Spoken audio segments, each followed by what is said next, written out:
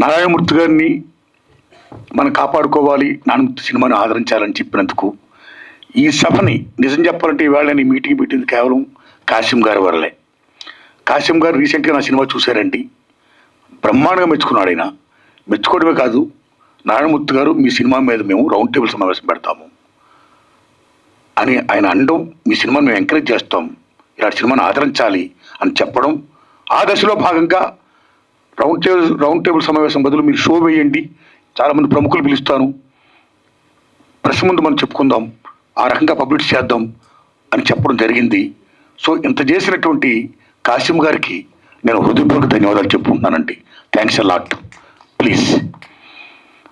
తర్వాత మన సారు అద్దంకి దయాకర్ గారు, నేను గవర్నమెంట్తో మాట్లాడి ట్యాక్స్ ఇప్పిస్తాను, ట్యాక్స్ అకౌంట్ చేస్తాను అన్నారు. అలాగే మా శ్రేయోభిలాషి ప్రముఖ కవి అందశ్రీ గారు కూడా ఈ సినిమాకి ట్యాక్స్ ఎగ్జామ్షన్ ఇప్పించాల్సిందిగా అద్దంకి దయాకర్ గారిని కోరారండి. థ్యాంక్స్ అలాట్ టు అందశ్రీ అన్న అండ్ దయాకర్ గారు. అయితే నా విజ్ఞప్తి, నాకు ట్యాక్స్ ఫ్రీ వద్దు, ఏం వద్దండి, నా గవర్నమెంట్ సైడ్ నుంచి ఏ సహకారం వద్దండి ప్లీజ్.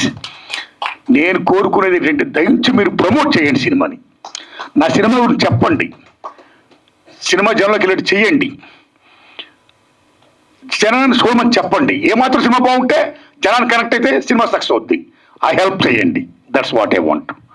అలాగే పెద్దలు కుమారస్వామి గౌడ్ గారికి, సత్యనారాయణ గారు, ఆయన నిజంగా ఆయన ప్రైమ్ 9 టీవీ న్యూస్లో బ్రహ్మాండంగా ఈ కార్పొరేట్ ఎడ్యుకేషన్ మాఫీ మీద బ్రహ్మాండంగా ఫైట్ ఇస్తున్నాడు ఆయన, సెల్యూట్.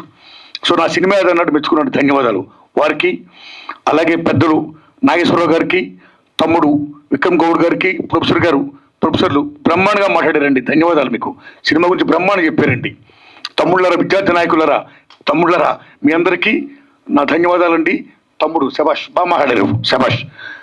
సతీష్ అన్న చాలా హెల్ప్ చేశారు, వందనాలు మీకు. మీడియా మిత్రులారా, ఇంతసేపు మీరున్నారు నా కోసం, నా సినిమాను ప్రమోట్ చేయండి.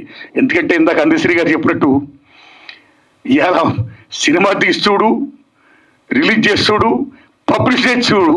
పబ్లిష్ అనేది మోస్ట్ ఇంపార్టెంట్. పబ్లిష్ అనేది లేకపోతే జనం సినిమాకి థియేటర్ రారు. కాబట్టి మాకు జనానికి మధ్య వారసులు ఎవరంటే మీ మీడియా వారే. కాబట్టి దయించి నా సినిమాని ప్రజలు తీసుకుని వెళ్ళండి, మీ దండం పెడుతున్నా. స్కామ్ అంటే ఉద్యోగాల కుంభకోణం, ఎంత దూరం ఉంటే స్కామ్. సాక్షులు ఇప్పటికీ 100 మందికి పైగా సాక్షులు చంపేశారు. Still that case is going on. ఉద్యోగాలు స్కామ్, ఉద్యోగాలు అమ్మేసుకోవడమే. అర్హులు లేకుండా అనర్హులకి, ఎవరికి డబ్బులు ఇచ్చారో వారికి ఇచ్చుకుంటూ పోతూ బీభత్సలు స్కామ్ చేశారండి. ఆ ఇన్స్పిరేషనే నా సినిమా యూనివర్సిటీ. ఆ తర్వాత మన భారతదేశంలో ఈవేళ ఎప్పుడైతే విద్య ప్రైవేటీకరణ మ్యాక్సిమం అయిపోతున్న దశలో ప్రైవేట్ కాలేజీలు వచ్చేస్తున్నాయో, కార్పొరేట్ కాలేజీలు వచ్చేస్తున్నాయో, మా కాలేజీలో చదివిన వాళ్ళకే నెంబర్ 1 నుంచి 1000 వరకు ర్యాంకులు ఫస్ట్ మేమే అని చెప్పుకోవడం కోసం ఒక పబ్లిసిటీ, ఒక మీడియా గోళ, విభజించినటువంటి లీలా, పేపర్ మొత్తం యాడ్స్, ఒక్కొక్క యాడ్కి lakhs of rupees. How they are giving, how much they are earning and how much they are doing business with the education. ఇలాంటి దశలో మా కాలేజీలో చదివిన వాళ్ళకే ర్యాంకులు రావాలని ఒక కృత్రిమ థాట్స్తో, ఒక పేపర్ లీకేజ్ చేస్తూ విద్యా వ్యవస్థను భ్రష్టు పట్టిస్తున్నారు. సో ఆ రకంగా మన రాష్ట్రంలో కాదు, భారతదేశంలో చాలా రాష్ట్రాల్లో ఇవాళ పేపర్ బిల్ జరుగుతున్నాయి కాలేజీ డేస్లో. కాలేజీ డేస్ అయిపోయిన తర్వాత మనందరూ ఎక్కడికి వెళ్తామండి? ఉద్యోగాలకు వెళ్తాం. ఉద్యోగాలకు వెళ్తుంటే ఏ పబ్లిక్ సర్వీస్ కమిషన్ ఎగ్జామ్ రాయాలనుకుంటే అక్కడ కూడా మా కోచింగ్ సెంటర్లు చదివిన వాళ్ళకే ఉద్యోగాలు వస్తాయి అని ఒక నోషన్తో, ఒక వ్యాపార దృక్పథంతో ఒక మాఫియా తయారైపోయి అక్కడ కూడా పేపర్ లీకేజీలు అండి. సేమ్ ఉదాహరణ తీసుకోండి, రీసెంట్గానే ఎంబీబీఎస్ పిహెచ్డి రాసిన వాళ్ళు చాలా మందికి నీట్ విషయంలో మీకు గుర్తుపెట్టుకుని తమ్ముళ్ళరా, గుజరాత్లో బీభత్సంగా పేపర్ లీకేజ్ జరిగిపోయాయి.